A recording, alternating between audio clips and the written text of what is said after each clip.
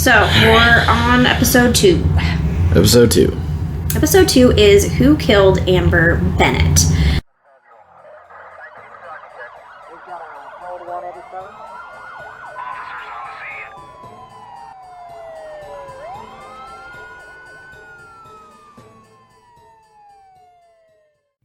Some of my content has mention of extreme violence, sexual assault, and or other triggering content.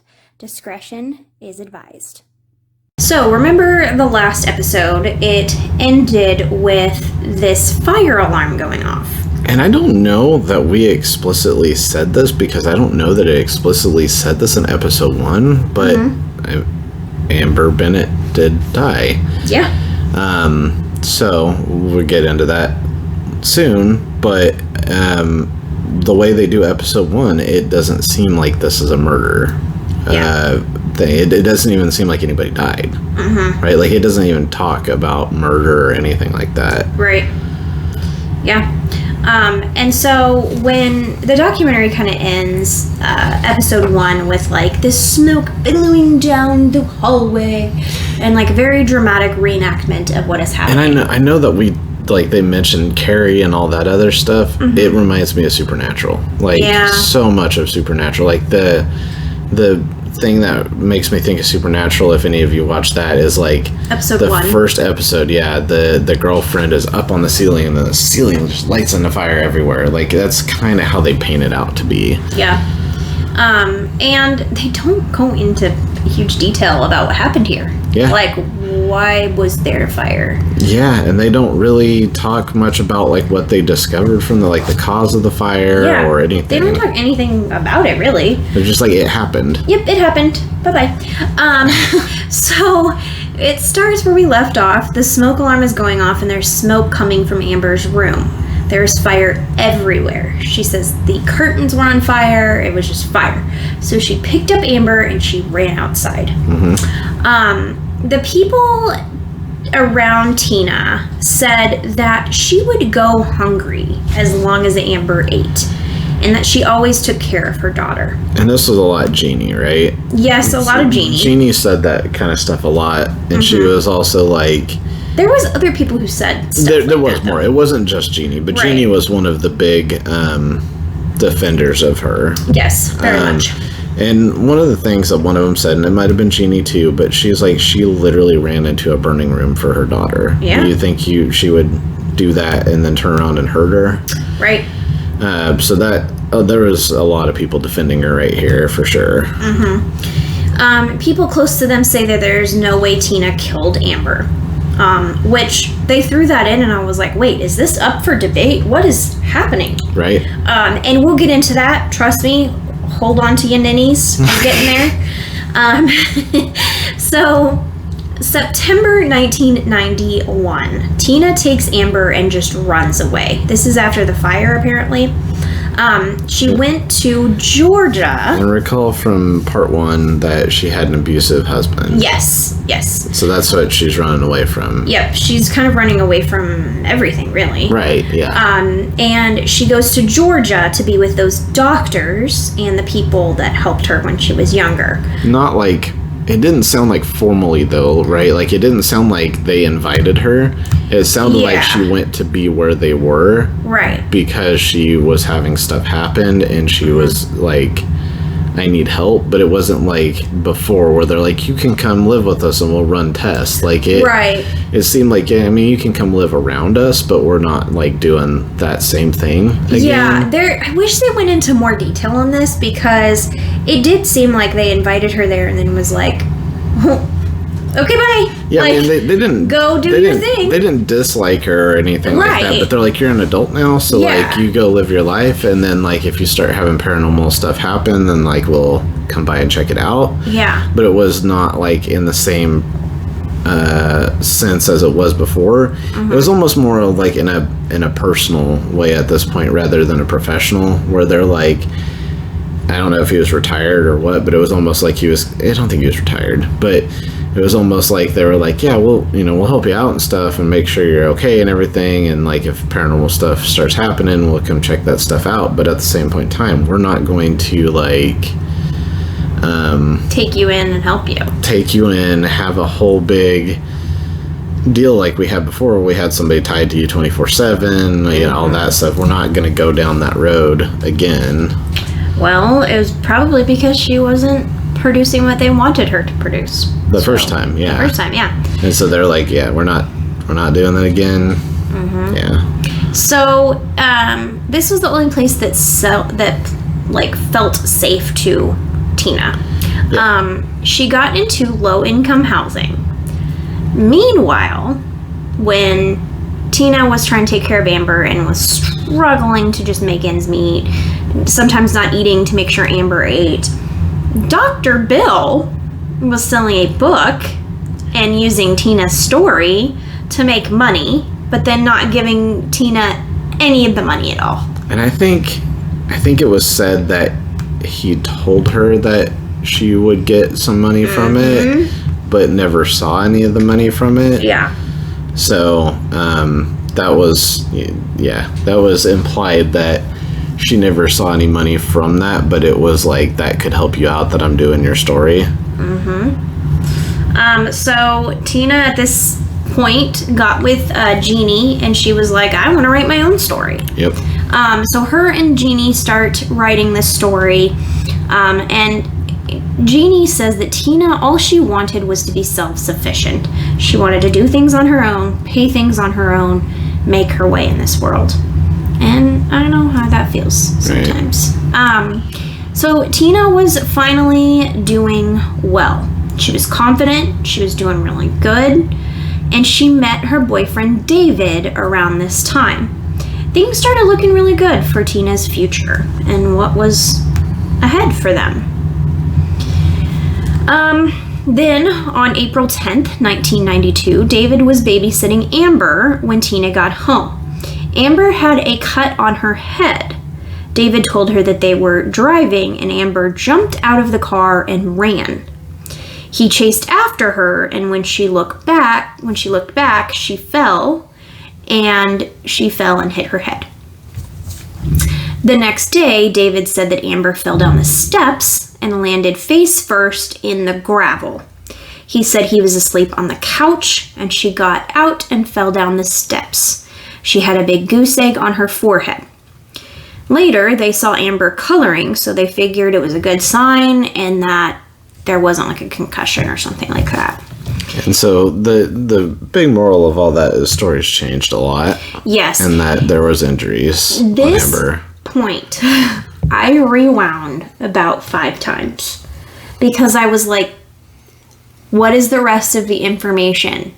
I don't think they gave us enough here. Well, and I maybe they didn't have it from the stories because so he declined to be interviewed.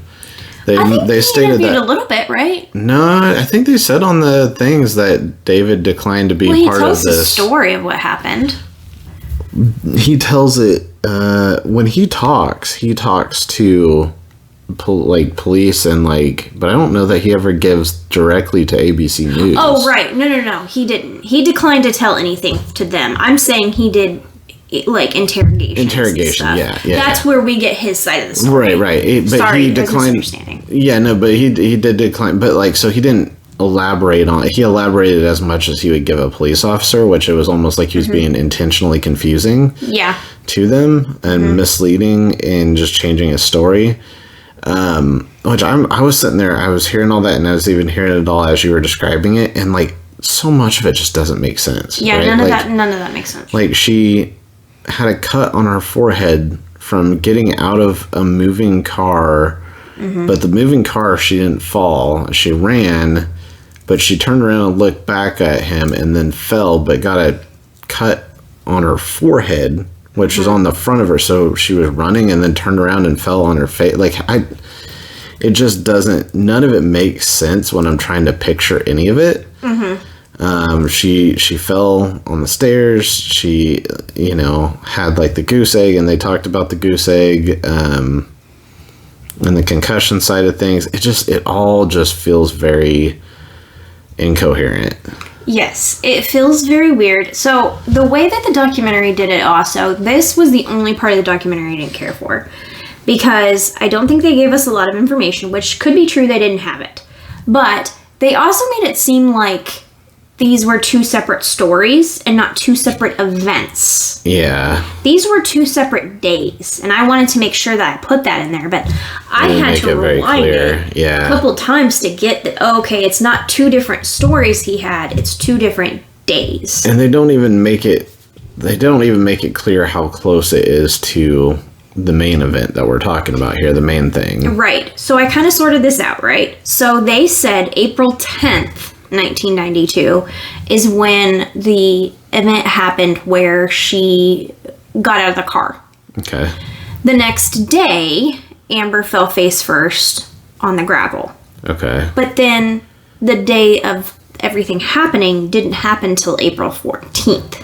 So these things but all they make happened, it seem like this was very close. I know, that's how I heard it too. Yeah, I heard it as in like this was like day, and then day. But it wasn't. There was some time in there. Well, I mean, 10th to 14th is only 4 days and 3 things happened. So it was kind of day, but I heard it as like hour. Like, right.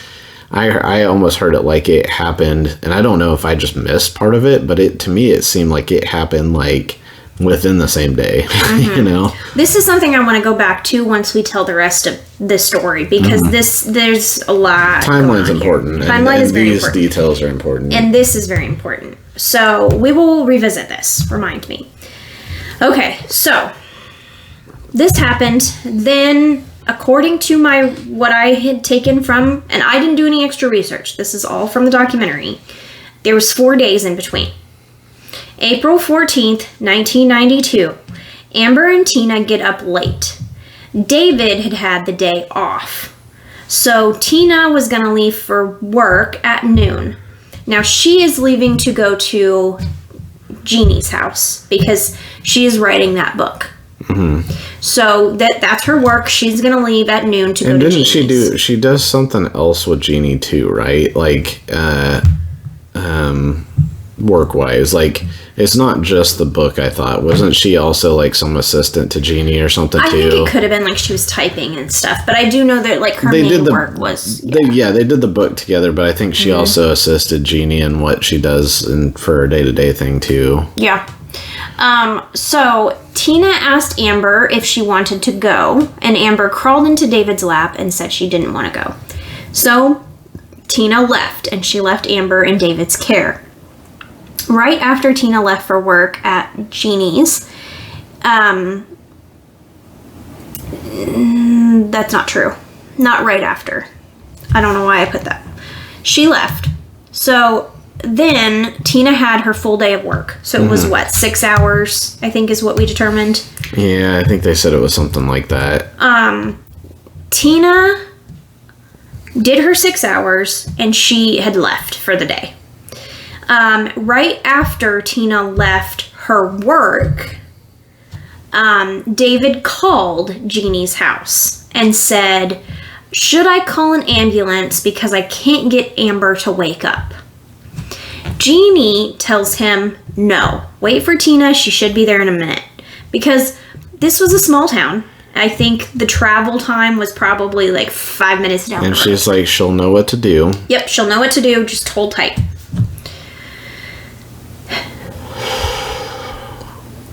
I was mad.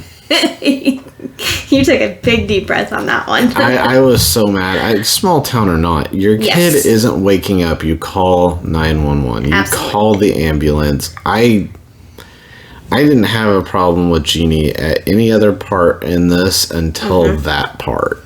That part, I was like, Jeannie, what are you doing? Like, if a kid is not waking up, you call the ambulance. You don't wait on her mom to get home and then the mom decides to call the ambulance. Like, that's never okay. You call the ambulance right then. This was a point that I didn't understand in the documentary either. Because, so he calls and says that he can't wake her up, right? Right. Well, let's continue with the story here. Tina, instead of going straight home, which what she usually does, she stops at a convenience store, gets like a pack of cigarettes and a drink or something. Yeah, something like that. And she pulls up to the house and David is standing at the top of the stairs saying he couldn't wake Amber up. So that is when Tina kind of goes into action. But let's go back for a second, because where you were saying Jeannie should have said, no, call an ambulance. I agree. I'm not saying I don't agree. But what I think that the documentary did, or maybe the people in the documentary, I'm not really sure which, but I remember them saying that, was it like, you can't wake her up from a nap? Like, she's so tired that she doesn't want to get up. So, like, David's phrasing, maybe? David's phrasing could have been like, Jeannie just thought it was like she just doesn't want to wake up. Doesn't want to wake up, yeah.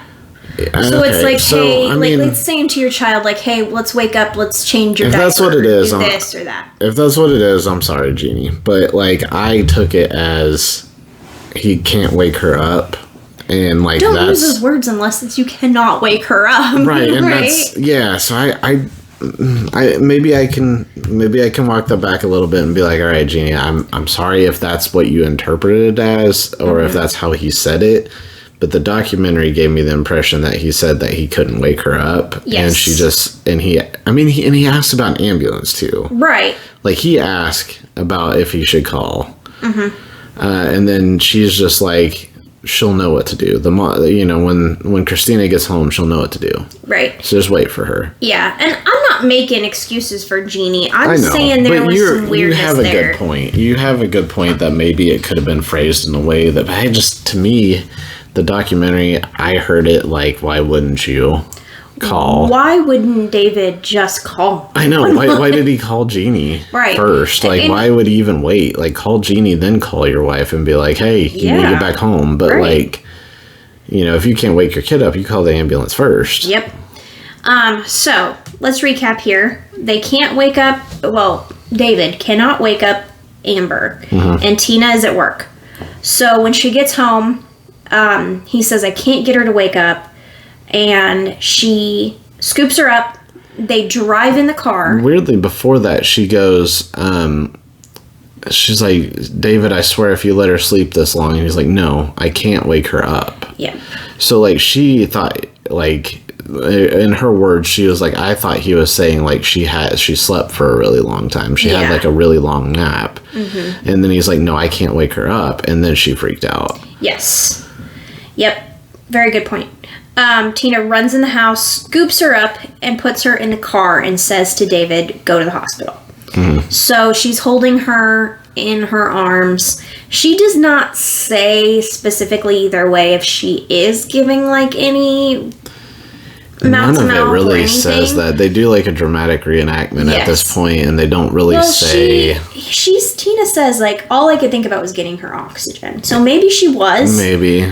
I don't know. Yeah. But it's small details like that we just don't know, and it drives me absolutely batty. But we might not know because Christina and David may have never said that part of the story. Right. Like, I hesitate to blame the documentary on it because they can only use what information the people give them. So, like, we might not know those details. Right. So they took her to the hospital. At the hospital, they tell her, we got a heartbeat, but then there's no brain activity. Yep. They kept asking Tina what happened, and she kept saying she didn't know because she wasn't there. David just kept saying, I'm so sorry. Yep. Amber then did end up passing away. They got no heartbeat, and she passed away. They said that just a couple minutes later, 2 detectives came in the room. The detectives say it was obvious that this child had been severely abused. The detectives took David and asked Tina to go along to the police station as well. David was now the top suspect in this case. So, thoughts on that little bit? I'm trying not to jump ahead. Yes, it's very hard when you know the whole story. Yeah, when you know the whole story, it's hard not to jump ahead. So let's talk about the severely beaten part, though. Yeah, so obviously they were already kind of alluding to some things that they were saying could have been caused some of this trauma. and we'll talk more when they get into describing what the trauma was to her and what the injuries were and things like that. But like it feels like they were kind of already dumping out some like explanations before we even got to that part of the story. Yeah. We're like, yeah, just letting you know, some accidents happened in the days leading up to it, and so that might explain some things. Right. The severely beaten part was what I really latched onto there, because that is not something police or doctors or... It's not something that casually gets tossed out there. Yeah. I'm not going to say police, because I don't think they're necessarily, like, seeing the child right away or seeing stuff that's happening right away. The doctors who see child abuse cases, who know medically what's going on. These are medical professionals. Right. I don't think they say severely beaten lightly. Yeah, they probably don't, right? Because they have a medical grounds for what that severity is. So that really, like, in my head, it was like... It's a red flag. It is. Because up until this point, we have not heard of any abuse from David on anything. We have not heard from Christina saying there was abuse. We've not heard of anybody around Christina saying that she would do stuff like that. Right. It's just kind of out of the blue. Yeah. So, like... I was almost kind of expecting, like, this tragic accident to happen. Like, because I've done a lot of kid cases. So I'm thinking, like, was it, like, she drowned? Was it she... Because I knew she had died. Yeah. I was like, was there this tragic accident that The trailer kind of gave that away to where... Because otherwise you wouldn't have known until that part. It was kind of... That was the one weird part to me, was it was like they didn't want to let on that something... That had happened to her. Yeah. But also they kind of hinted really, really strongly at that had happened. So it was just kind of... You know, they're like, something big happened, and... But at the same... I don't know how to describe it. It was like they told you what was going to happen, but didn't tell you, and then it happened. Yeah. I did not expect severely beaten. I didn't. I really... Nothing talked about it, yeah. Nothing led you there. Yeah. So, this was the crazy part of this documentary, and the part that's supposed to stand out the most, right, is they brought out this mannequin. Yep, that was the part that stood out. I'm glad you said that was the part that stood out most to you, because the mannequin stood out the most to me, too. Yes, and that's what we have to remember going forward, is this jury... Saw this, yep. Saw this. So this is this mannequin. It is a child-size mannequin, and it's supposed to show all of the injuries that were on Amber's body. Blue dots are bruising, and Amber had blue all over. Yep. A lot on her stomach, a lot on her face. If you can get a picture of it, it'd be good to... I will try. If we can. Yeah, I don't know if we'll be able to get it because it came from the documentary, but if you can and you guys are watching either the video podcast on Spotify or on YouTube, that it'd be good to see this, because it's jarring. When you see it, it says more than what we can say in words. Yep. So that was the bruising. Red is to show cuts. So that is to show lacerations on Amber's body. Places where the skin was broken. Yeah. And there was a lot on her face. Yeah. And other places as well. But I mean, this whole mannequin's covered. There's a lot. It's really sad, but it is blue and red dots everywhere. Yeah. So this child was very severely beaten. Very, very severely beaten. There's no question. And I do remember there being more blue dots than red, but there was a lot of red dots for, a kid having like one or two, okay, they're kids, but like this was a lot. A lot. So, you know my career. I dealt with, I worked in childcare. And in preschools and stuff like that. And when you're a child care worker, you are help me out with the term, you're a mandated reporter. Mandated reporter, yes. So if you see child abuse, you have to report it. Yep. And also we go through I did. I don't know about everybody, but I personally went through extensive child abuse training. A lot. Like, every time I got a new job position, or every year, I think, was this training. You used to tell me you'd come back from these trainings and, like, say how horrible the things that you had to see in these trainings were. The videos and just... We saw kids that were addicted to drugs, that, like, born drug dependent, which was the most horrible thing I've ever seen in my life. Kids that were abused, kids that were emotionally abused, kids that were physically abused. I mean, the whole gamut. So I've seen some pretty bad stuff. And what they tell us is, I mean, you're thinking of, and this is, how old was Amber? 4? 3 or 4? 3 or 4. I think it was 3 or 4, yeah. The majority of like bruising and things on a child under 3 is going to be knees, elbows, head, every once in a while. I mean, they got that big head. They're falling. Yeah. They're crashing into things. But what you're seeing mostly is knees and elbows, feet, and sometimes head. This baby had severe, like, facial trauma, severe stomach trauma. And that's when you know that it's like a abused child is a child under 3. There's not really an excuse for mid trauma. Right. Like from like your torso trauma. Your shoulders to your, like you said, your torso. And especially your stomach. That is somewhere someone's punching. That is, or kicking. That is not, they're falling. Right. I mean, a little bit here and there, but I'm talking about the extent that this was. And the facial trauma, that's usually hitting. Yes, falling can happen. Like, he talked about her falling off the stairs. You can get a big laceration on your head from that, and that not be a child abuse case.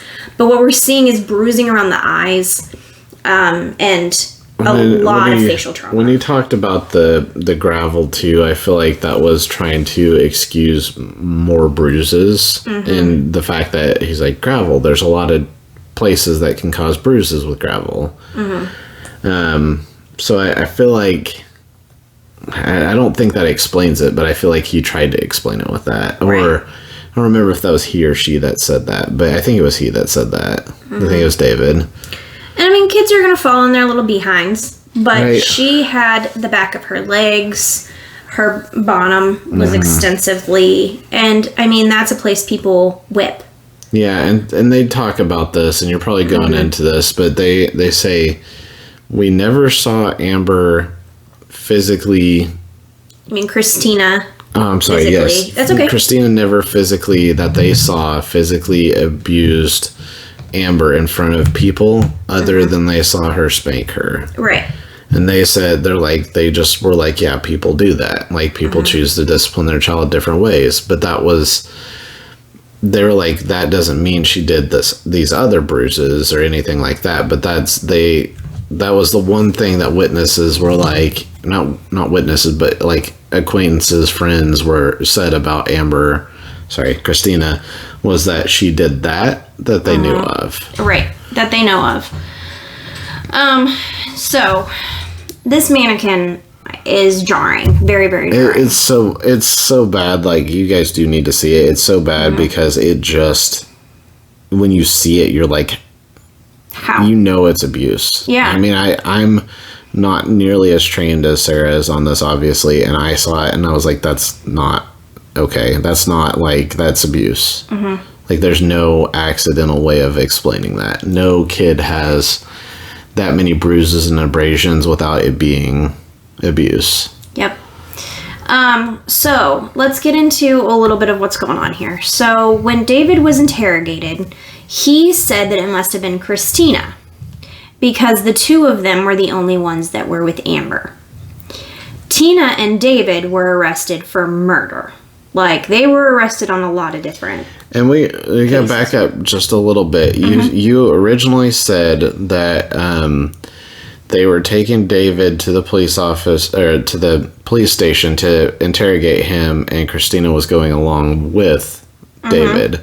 Yep. But throughout this, with David saying the things you just said, that it must have been Christina, they decided to take Christina into a separate room and interrogate her. Yep. So they were being interrogated separately at this time. They're not married, so that's fine for the police to do. Yep. But they start interrogating them kind of separately, or questioning, I should say. Interrogating might be the wrong term, but I think it was interrogating, and I think yeah, because I think quickly it was they realized it was going to be he said, she said. Yeah. And they didn't have any. They needed to get something. Right. They had no proof of either one of them. There was no witnesses. Yeah, there was no witnesses. There was no. So yeah. Okay, let's see. Tina was not allowed to go to the funeral of her daughter. This case became very popular very fast.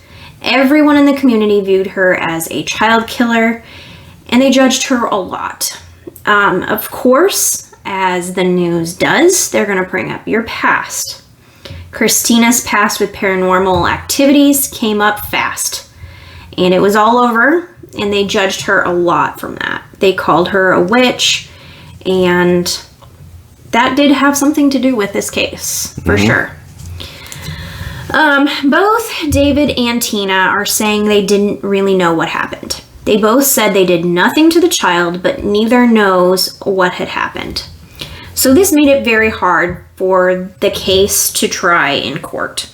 The investigators say that it's obvious that all the bruises and cuts didn't happen in one day. Yeah. So they believe that David was the abuser and that Tina should have protected her child. Because it was her child. Right. They said this multiple times that it's her child, so therefore it's her responsibility, not his. And they were very clear about that being a huge factor. Yep. Yeah.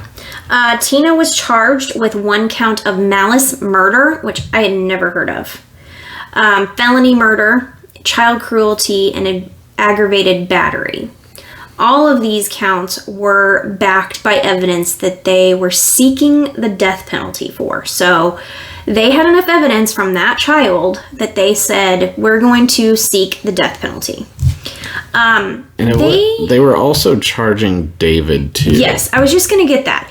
I think they didn't come out and say that David was the exact same, but I think he had the exact same charges. I remember they said now I'm like 95% sure because I don't have it in front of me, but I think they said he had 4 charges against him, but I don't know what the 4 charges were. It was probably felony murder, child cruelty, aggravated battery, and malice murder, so it would have been the same. So yeah, they were probably trying them equally.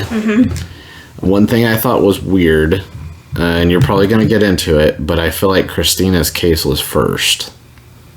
Yes. I don't know Christina's why. Case was first. It probably was the luck of the draw. That's really sad because that does play into the events coming up. Yeah. And it could have been also her lawyer. Yeah. And the events that happened with that. So, all right, there's a lot of information here being thrown at you. Yep. So let's just say they were both charged with the same thing because I believe that to be true. Jimmy Berry was the man that was Tina's lawyer. I'm telling you 2 first names. Although I think this is a different... Either way, close enough. Right. 0 of Jimmy's clients had received the death penalty. He was big on trying the death penalty cases, yet 0 of them have received it. Which, okay, so I will say the first time I heard that, I was like... First thought was, that sounds like a good lawyer. Like, he was a good lawyer. Until I realized why 0 had gotten the death penalty. Then I was like, a light bulb goes off. Yeah, I'm like, oh, I didn't think about it like that. Because my mind doesn't work in that way. Where I was just like, yeah. Yep. Even her lawyer believed that it was a hard case to get out of. There had to have been evidence that we weren't seeing. With this, because yes, I think the autopsy says a lot. It's got to be fully off, not fully, mostly off of the autopsy. It has to be, because she was not even there when they think this happened. Yeah, she actually has an alibi. Yeah. She has Jeannie. Right. And even David says she was not there when this happened. So, like, everybody's in agreement that Tina was at work. Right. That is insane. But we'll get into that. Yeah. So, Jimmy Berry decided that Tina was best off if she took a plea deal to get out of the death penalty. You say that again, because that's important, and I want to make sure I heard you right. Jimmy Berry, who was Tina's lawyer, decided that Tina was best off if she took the plea deal to get out of the death penalty. Okay, so we're not going to court. We're taking a plea deal. And this is not Tina thought it was best if she took a plea deal. Her lawyer thought it was best that she took a plea deal. Yep. When Tina is still maintaining her innocence. Yep. Keep that in mind. Yep. And I say that in the next sentence. Oh. But Tina wanted everyone to know that she was innocent and didn't kill Amber. She was she stuck to that. I didn't do this. She was like, I don't want the death penalty, but I will not admit that I did this because I didn't do this. So Tina decided to take the Alford plea. If you know true crime podcasts, you hear that a lot. I don't know it as well as you know it. I know. But I've heard it. I've heard it, but it really isn't that popular. Really? I feel like I hear it. Maybe it's just popular that true crime podcasters like covering Alford cases. I don't know. I don't think that the Alford plea is something that the court system wants you to do. Right. I don't think it's a very popular choice. So, if you know this podcast, the last time we heard about the Alford plea, I believe, unless I've talked about it with you, is with Joe. I explained the Alford plea on a case where that so-and-so B was guilty. She was guilty. She knew she was guilty. There was evidence that she was guilty, but she did not want to plead guilty. So I keep thinking this. I'm like, did Casey Anthony take the Alford plea or no? She didn't get anything. She got acquitted. Yeah, she got acquitted. So no. Yeah. Okay. I'm trying to think. So let me explain again. I remember you talking about with Joe. So go back and listen to our earlier episodes because I feel like that's one of the places I actually heard it. And it was a kid case. Which is, probably hard for me. It always is hard for me to listen to. Yeah. So let me explain what this is. This is saying I maintain that I am innocent, but I recognize there is enough evidence against me to convict. So the Alford plea for a lot of people is saying, look, there's enough evidence that I'm going to get convicted in court. That you're going to convince the jury that I did it. There's enough here that, okay. But I don't want to say that I did it. So in that earlier case, there was enough evidence to say that she was at the hands, she was the reason her daughter was killed. She didn't ever say she was innocent. She just said, you have enough evidence to convict me, but I'm going to plea the Alford plea so that I don't have to say that I'm a terrible mother. And so you all might be thinking like I was. Why would the courts be okay with that? Why would they be okay with somebody using the Alford plea? And this is my thoughts on it, and let me know because this is your area. You're way better with this stuff. I probably won't even know. My thought is, and kind of based on what they said in this documentary, was that the courts were not sure that they actually did have enough evidence to prove it was her for sure. So for them taking her doing the Alford plea, it was a sure conviction for them. It was a sure case closure. It was a sure conviction without having to risk. And at this point, she hasn't taken the Alford plea, but just them saying it was an option was them saying, actually, in a way, being like, yeah, like, you can do this. We'll close this case, and we won't have to risk not getting you or David. But you know what I'm saying. Yeah. I guess I'm kind of losing my train of thought, but they get the conviction, they get their closure, they don't have to worry, and they can take death penalty off, and it's just. Well, when it comes to this case, I think it's like, Just okay, done. we got this witch kid killer who was a terrible mother, who was, this was her fault because she. All circumstantial, but it could convince a jury. Yeah. It's everybody in the community saying, we got her. But yet them not having to go through trial. Right. And possibly not convicting her. Right. So Tina states that she was forced to do the Alford plea by her lawyer. And don't forget, they have the one key piece of evidence was the mannequin. Yes. And from the medical examiner, and then what they translated to the mannequin. Yes. That is the one actual, because like I said, everything else was circumstantial except for the mannequin and the abuse and things like that. So I think what they're saying is we know someone abused this child. One of the two of you did. Yes, one of the two of you abused this child immensely. It could have been both.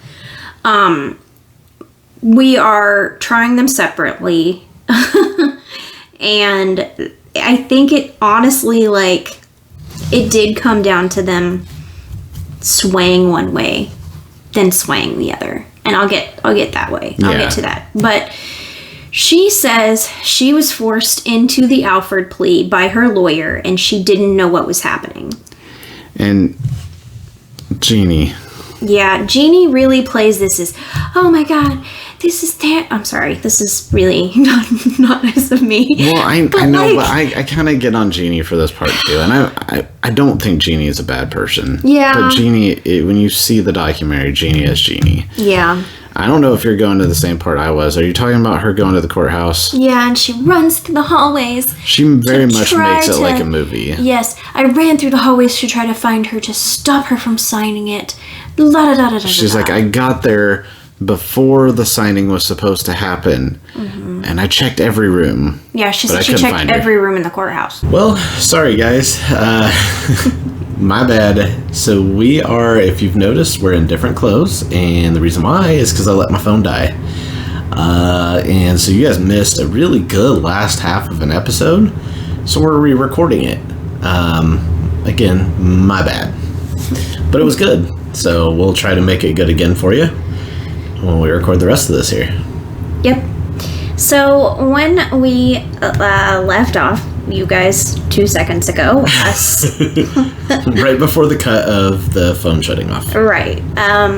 We were talking about her taking the Alford plea, and she did do that. She said she didn't know what she was doing, but she did take the Alford plea.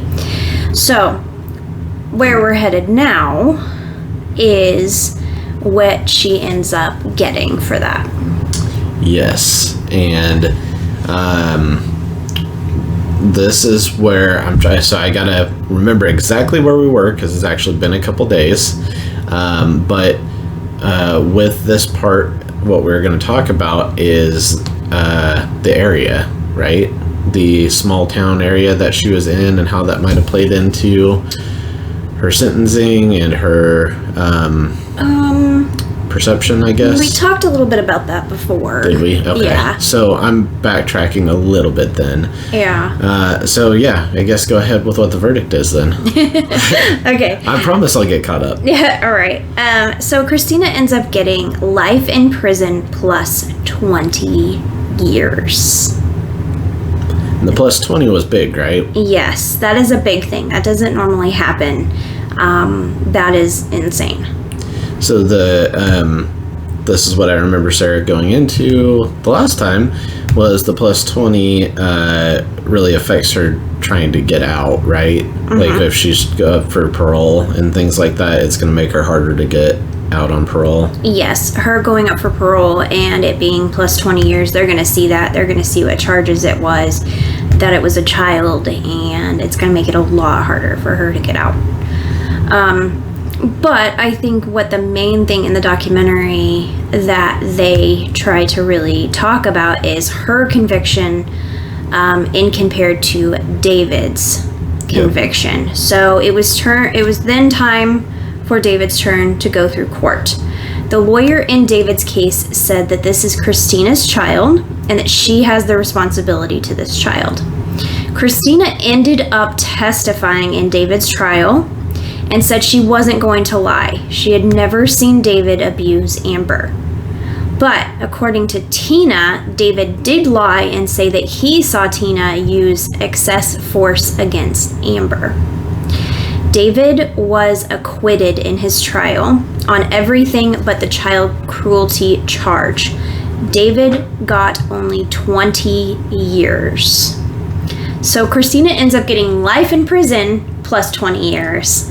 David ends up getting just 20 years. Yeah. The investigators said that they cannot prove that David caused any of the major injuries. But at the same time, can they prove that Christina did? Yeah, right. I don't think they can. They basically were like, we can't prove that he caused any of the major injuries, but we also can't prove that he didn't. Right. So, we fast forward a little bit. 30 years later, Christina is still in jail. We get some background on some people that were wrongly convicted. And at this point, all I could think of was Maggie Freeling, which, to be honest, all I ever think about is Maggie Freeling. Do you remember who Maggie Freeling is? I don't. That's why I was kind of quiet there. I'm like, maybe if I don't say anything, she won't call on me. Like in school, when you don't know the answer, you're like, I hope the teacher doesn't call on me if I just act like I'm paying attention. So she was the one that did the documentary about Mara Murray. But now she focuses on the wrongly convicted. Okay, so yeah, so she was not a case; she was the investigator. Yes. Yeah, I remember her now. And she's smoking hot. Well, that's why I remember you talking about her. Yeah. So she does a lot of documentaries about that. She was not in this documentary, but if you want to see Maggie Freeling, hit me up. I can put you in that direction. So we get the story of Marty Tankleff, who was convicted of the murder of his parents.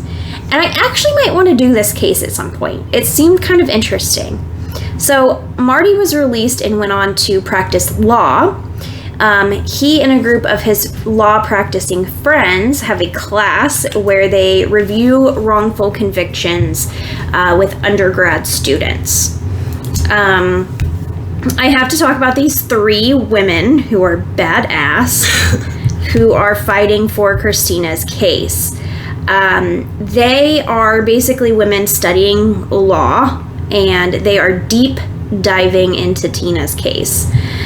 They said that there was gender biases in the case. They favored David over Christina. While they were talking to the police, it was clear they didn't know who actually killed Amber. They thought someone beat her to death, and it was Christina because she was the mom. But when these 3 women are talking to the cops, they're like, we don't really know what happened. And it's like, how can you put someone in prison for life plus 20 years when you really don't know what happened? And see, I hate I hate that thought of it, that like because she was the parent, she obviously did it. Because, and I mean, there's so many parents or step parents who do this to kids. Yeah. And I'm not saying all of them do, but there is a lot. Yeah. Well, and so what I was gonna say is like, it's just, yeah, she could have, but it doesn't mean she did because she was the parent. Because what are you gonna do if somebody was like, you know, right there that did it, and just like her, and just points at her, and they're like, yeah, well, it makes sense. Like, yeah, I know. Then you got to put more thought into it than that, I guess, is my, you know, that shouldn't be the deciding factor. Like, well, she's the mom, that makes sense. Yeah, you're good. Yeah. So we go into a lot of it later on. That was really loud. Sorry, that was my phone. We go into more of it later, but my kind of thought is, I don't know who did it. I don't know if David did it. I don't know if Amber did it. I don't know if they both did it. But I don't think you can convict on the evidence that they have. just from a law standpoint, it is very hard to say that they did the right thing. See, so, okay, this might be where you and I differ a little bit. I actually think that they probably should have convicted both of them because of what the evidence was in terms of like what the coroner found and the bruises and the cuts and things like that and the mannequin that we talked about. One of them was abusing her, or both, and one of them was witness to it but not necessarily doing anything about it, which I know that gets into a gray area, right? Like abuse. I mean, you've taught me more about abuse, and from what you've learned in working in that field, you've taught me more about, you can't just leave abuse, right? Right. Like there's consequences when you leave abuse, and a lot of times when you leave or try to do a restraining order, which is a OOP, an order of protection, which I would not have known without you. A lot of times when you go to do that, it ends up making things a lot worse. So I get that, but at the same point in time, I think they both had to be held responsible for what happened to her, because it was definitely abuse, I think, that caused it, in my opinion. Yeah. So when they were talking about all of her bruising and things, I was like, if David is the one who's doing this, she had to have known. Yeah, there's no way you Because can't. there is someone bathing that child, changing that child, making sure that that child is clean, and going to the bathroom. How are they not seeing and it's all not those even bruises? like, so they even kind of talked about it. It's not even all like under clothing under areas. clothing, yes. Yeah, it's out in the open too. So there's no excuse. No Yeah. excuse for not knowing. They if one of them was doing it and the other was not, the other one had to be aware. There's no way they couldn't have been. And they say, okay, well, David explained it as she fell, right? She fell on the gravel, things like that. So she's saying that he explained it away. And so in my mind, I think, what she's saying is, well, that explained the bruises to me. And I don't know, that mannequin, I go back to that, and that's what the jury was the biggest piece that, that was going to be a hard time for anybody, for Tina, or for, really, if they had, his name was David, right? Yes. If they had pushed on Tina, or really David too, if they had gone that far into David's trial with it, then you see that mannequin, you're like, there's no way you can't think it was abuse. Right. You're not going to think she fell on gravel because there's so many dots on it. So yeah, I don't see how, if it was one parent and not the other, I think the other one still needs to be convicted of something more than just a little small crime for not saying something and not doing something to stop it. I do agree. Yeah, because they do have the evidence, I guess, to back it up. It's just they don't know who the evidence belongs to. It's like you don't know which one to give the bigger sentence to. Right. But they both deserved something. And they both got something, but like 20 years versus life plus 20 is a pretty big disparity for not knowing. And I think that's the bigger issue, is which one should have got the 20, which one should have got the life plus 20. Should it have been more even? Should it have been like 40 and 40? Like, should it have been life and life? Like, I don't know. We can go deeper into that at the end, because we do talk a little bit about, all of that.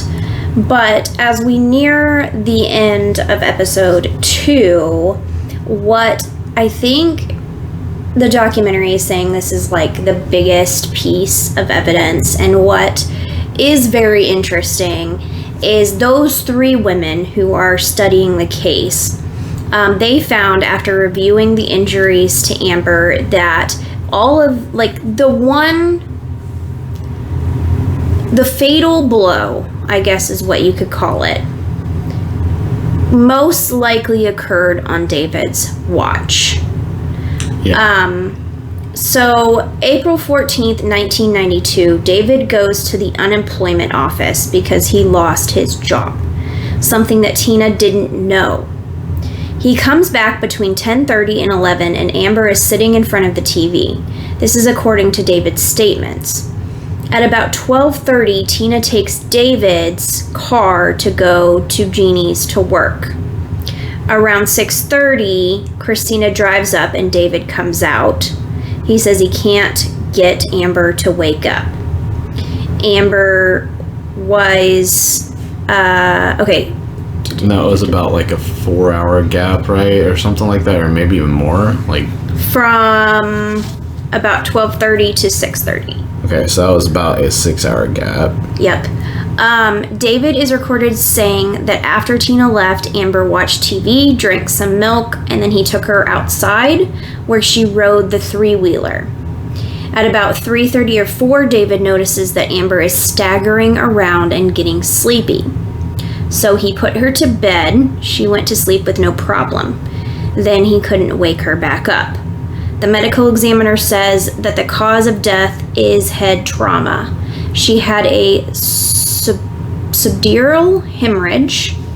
The medical examiner says that it is unlikely that she was fine for a while and then deteriorated so much that it led to her death. He believed that this fatal accident, or I guess it wasn't an accident. It could have not been an accident. So I don't know what you'd call it. This fatal event was believed to have happened in those 6 hours. And these 3 girls that are reviewing the case have a lot of the evidence to back that up. And that is where we end episode 2. I feel like we were playing charades there for a second. Sorry we both yelled at you. She was like gesturing with her hands, and I was like, event. Like, I don't know, like we were playing charades. So they're going to get into this in episode 3, but I will say that what you were saying is the coroner was saying that. So I think this fits in episode 2. So basically the coroner was saying, my job is not to do the window. My job is to do the cause of death. Mm-hmm. And so they were like, my job wasn't to say how long would she have been okay with that injury. Mm-hmm. And I'm guessing unless they're asked, right? They probably, if they were asked that in court, they would have said this. Well, I don't know if they know that. But like, sure. they were kind of like, though, like that part isn't like, because I thought they were the ones who said basically that it was another coroner that did a review. Okay, so it was a review of the case. Gotcha. Mm-hmm. But like the initial coroner, still like their job is to determine the cause of death and the manner of death, in which they would just say like blunt force trauma or something like that, right? They're not gonna say like, oh yeah, it would have happened within like an hour of the blunt force trauma. Like that's not what they usually say. So it just, nobody was asking the right questions, I guess was my point. Nobody was like, hey, if this injury happened to this girl, how long would it, and this is on the initial case, how long would it have been that she would have been okay for? Nobody asked that because, and according to these 3 women, she didn't get the proper defense. Because the attorney was just wanting to take the Alford plea. Right. Because he was wanting to, it's implied that it's because he's wanting to keep his perfect no death penalty record intact.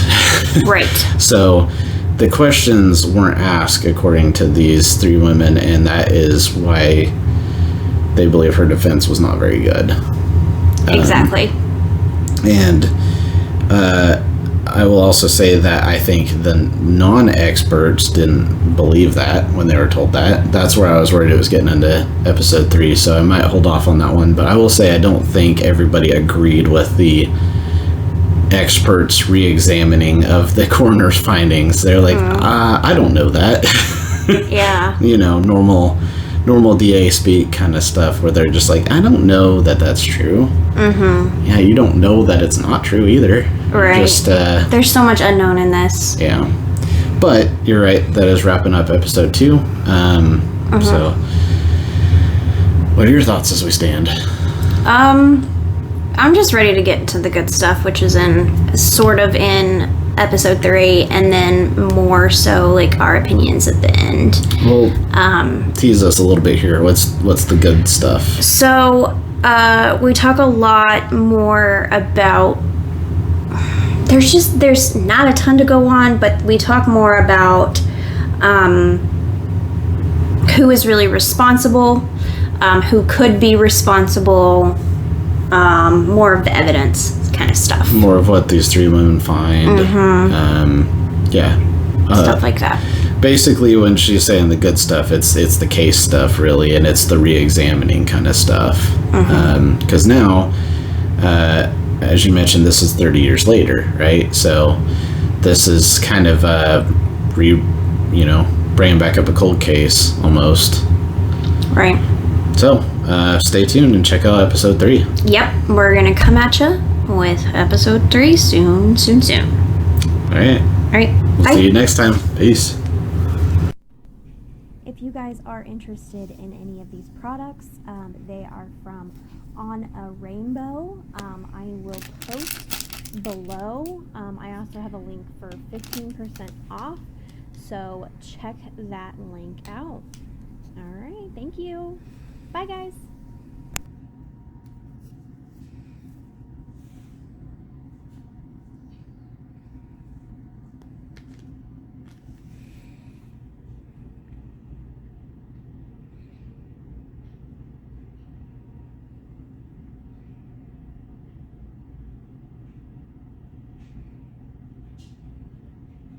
Hi guys, I just wanted to say I hope you enjoyed this video. If you like any of the content for Code 187, please click that subscribe button, that like button, that share button.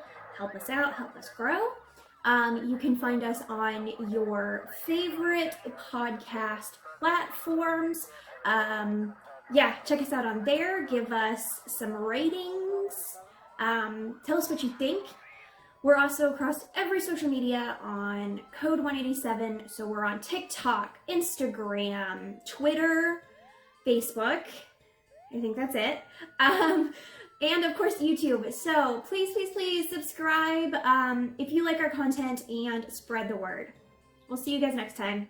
Bye.